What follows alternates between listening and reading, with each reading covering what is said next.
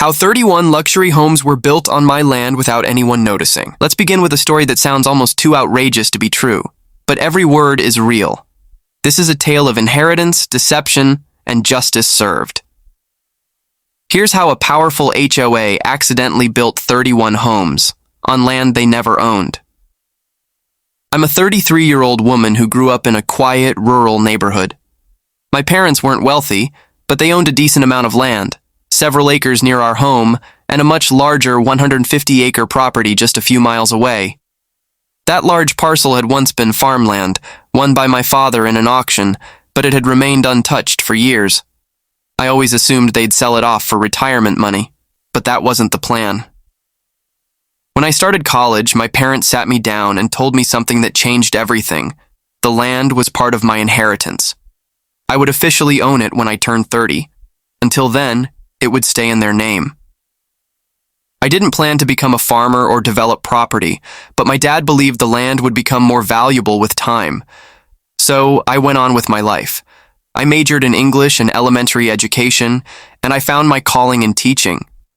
Before graduation, I was offered an incredible opportunity, a 5-year teaching contract in Japan with housing, salary, and travel all covered. I accepted. My parents were proud and supported me every step of the way. Then, everything changed. 2 months after I returned home from Japan at age 26, my parents were killed in a tragic car accident caused by a drunk driver.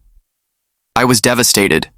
Legally, I couldn't claim the land until I turned 30, so it remained in legal limbo. Grieving and unable to cope, I took another 5-year teaching assignment in Japan. Unbeknownst to me, those 5 years would become the heart of this unbelievable story. While I was overseas, an HOA company decided to develop land outside the city. They found the 150-acre parcel my parents owned and, assuming it was abandoned, proceeded to build an entire neighborhood of luxury homes.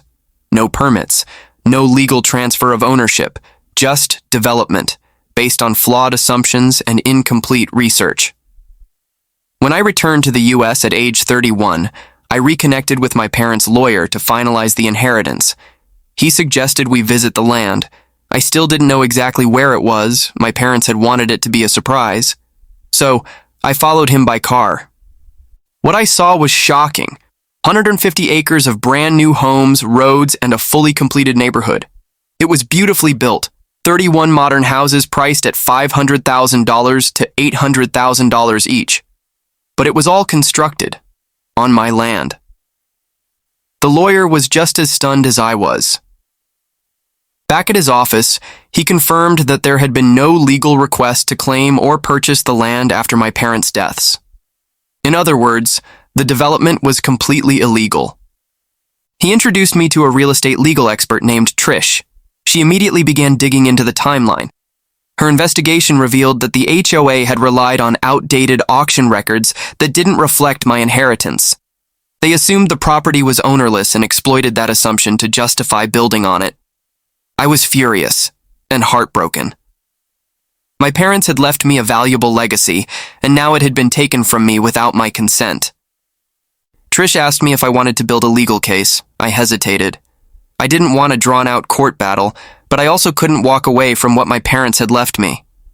I gave myself a few days and then called her back. Let's do it. That's when the real fight began. When Trish reached out to the HOA with proof of my ownership, their response was aggressive. They accused me of sabotaging their development and invoked adverse possession, a law that allows a trespasser to claim ownership if they use a property openly and continuously for a certain period, usually 7 years. But here's the twist. My parents died in 2018 and it had only been 5 years. They didn't meet the legal requirement. Trish was thrilled. "We have a case," she said. During court proceedings, Trish presented our complete documentation, inheritance records, the auction deed, legal timelines. The HOA's legal team, they submitted nothing. No land purchase agreements, no ownership transfer documents. Only construction records.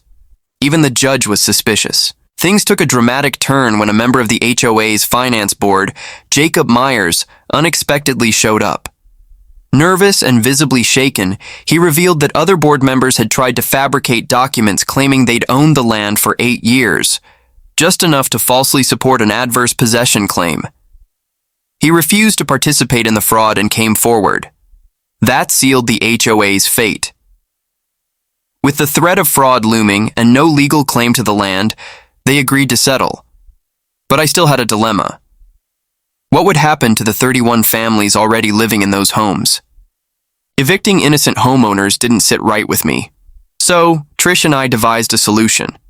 We proposed that I would legally acknowledge the existing home sales, but homeowners would now pay a fair land lease to me instead of dues to the HOA. The HOA would completely forfeit ownership claims and pay me a significant settlement fee for illegal development. I also committed to maintaining the neighborhood and working directly with homeowners for any future improvements. After 2 weeks of silence, the HOA accepted. I went door to door to personally explain the situation to each homeowner. Many were relieved they wouldn't lose their homes. Some even said they'd been preparing to move out due to the legal uncertainty. Now they could stay, on my land, with peace of mind. And me? I received a settlement so substantial. I never have to teach again. But I still do, because I love it. These days, I work as a substitute teacher. But I'm also a landowner collecting passive income through leases on the homes built illegally on my property. I've invested in the neighborhood, helped improve the area, and finally feel like my parents' gift is being honored. As for the HOA company, they no longer exist. That lawsuit, and others that followed, bankrupted them. Their shady dealings finally caught up to them. And that's the unbelievable story of how I came home from Japan to find a luxury neighborhood on land I owned, and how I turned it into a powerful new chapter of my life. If you found this story mind-blowing, make sure to hit the like button, subscribe, and share it with anyone who needs to hear that justice can be served.